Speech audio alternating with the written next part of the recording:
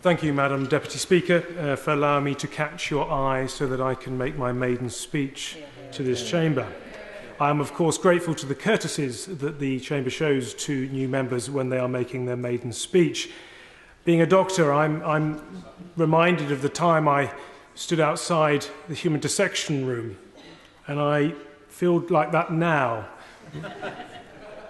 Rather anxious, rather excited, and perhaps too eager to get stuck in. It's customary that I pay tribute to my predecessor.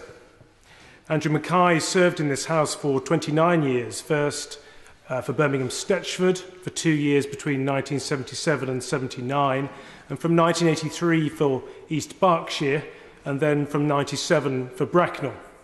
It's fair to say his reputation for constituency work was outstanding, and it will be a tough act to follow, and it's a challenge I hope to emulate.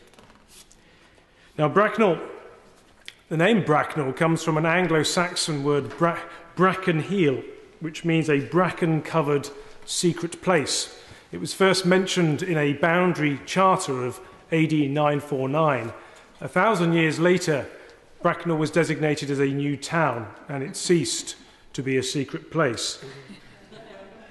The population has grown significantly since then, and it has successfully attracted many companies: Honeywell, General Electric, Cable and Wireless, 3M, to name just but a few. But it's not just business that Bracknell is good at. It is also a regional centre for culture. It has South Hill Park within its confines. The theatre at South Hill Park is named after Oscar Wilde. He was reputed to have stayed locally and perhaps named his most famous stage character, Lady Bracknell, while staying there. Now, like I fear many members, both now and in the past, I have a past in amateur dramatics. And I can assure you it was not in the role of Lady Bracknell, but it was in the role of Jack Worthing from the same play. And members may recall that that character had two names, Ernest in town and Jack in the country. I can assure you that I will be Phillip in all places, but always remember when speaking the vital importance of being earnest.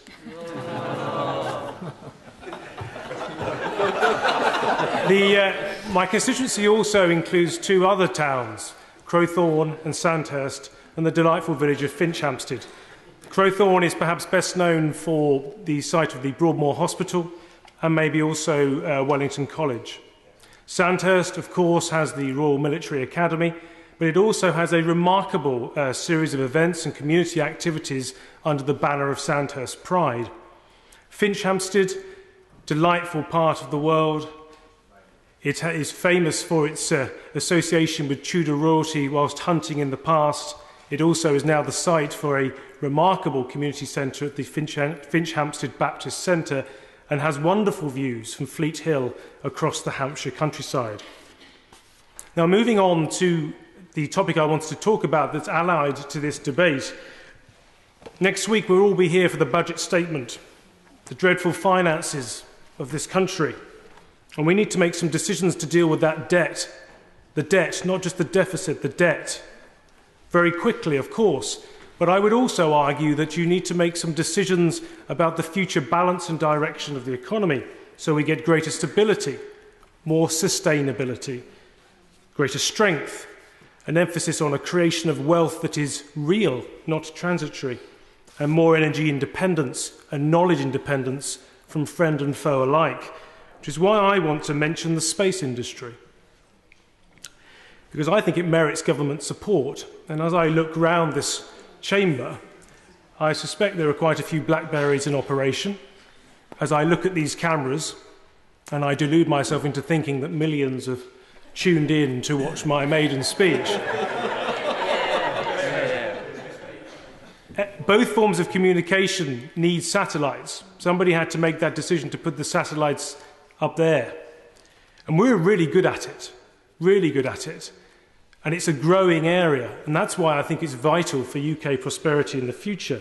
There's a multitude of economic opportunities.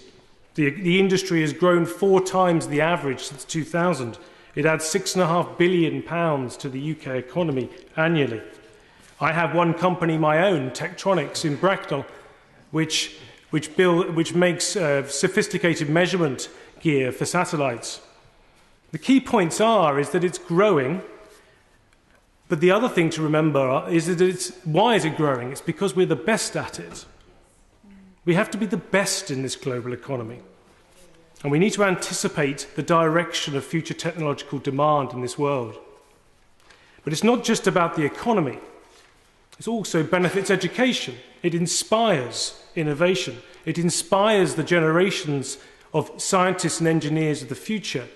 One poll of engineers, 40% cited it as the reason that they went into their chosen career.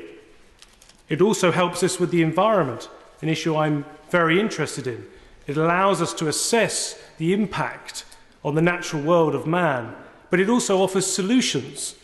One example being moving all of the sort of transfer of data into space, getting rid of terrestrial-based masts, which are so energy dependent. Finally, it's also strategic. It underpins critical parts of infrastructure. It allows government to have intelligent ways of transportation plans.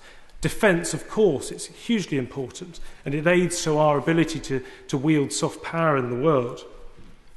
Space is indispensable, is basically what I'm saying. But it's an open goal for us. We should be shooting at it repeatedly. The sky is not the limit when it comes to the space industry.